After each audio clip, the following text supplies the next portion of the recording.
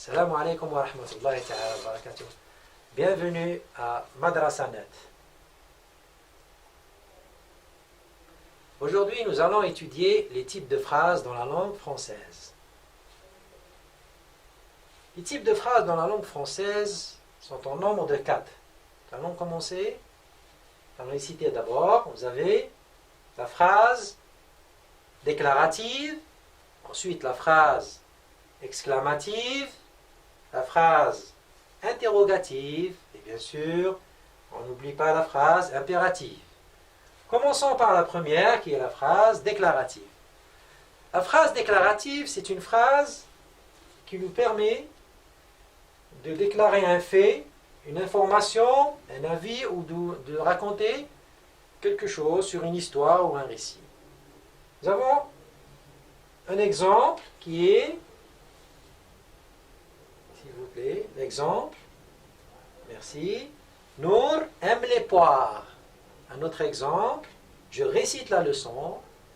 Un autre exemple, j'aime la lecture. Bien sûr, n'oubliez pas que la phrase déclarative, elle se termine par un point. Vous avez remarqué que le point est marqué par un rouge ici, pour ne pas l'oublier. Ensuite, nous avons la phrase exclamative. La phrase exclamative, elle permet d'exprimer un sentiment. Les types de sentiments que nous avons, la joie, exemple, quel plaisir de vous voir. Il y a un point exclamatif, d'exclamation. Nous avons aussi l'admiration. L'admiration, c'est aussi un sentiment. L'exemple que nous avons donné ici, la vie est belle, que la vie est belle, point d'exclamation. Un autre exemple, la douleur. Aïe, quel malheur, point d'exclamation.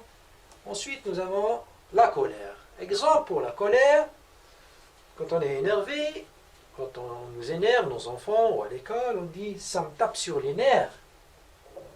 Et on met un point d'exclamation. N'oubliez pas, la phrase exclamative, elle se termine toujours par un point d'exclamation. C'est très important. Passons maintenant à la phrase interrogative. La phrase interrogative, elle est là quand on se pose une question ou on pose une question. Par exemple, nous avons là un exemple. On va parler du point. Où vas-tu? Vous avez remarqué qu'il y a un point là. Et ce point, c'est le point d'interrogation. Nous avons, as-tu fait tes devoirs? Il y a un point d'interrogation à la fin de chaque phrase. Donc, n'oubliez pas que dans la phrase interrogative, il faut toujours marquer la fin de la phrase par un point d'interrogation. Merci. Maintenant, passons à la phrase impérative. La phrase impérative, elle permet de donner un ordre. Nous avons l'exemple suivant. Fermez la porte. Il faut que l'ordre soit décisif. Il faut qu'il soit formel. Levez-vous. On donne un ordre.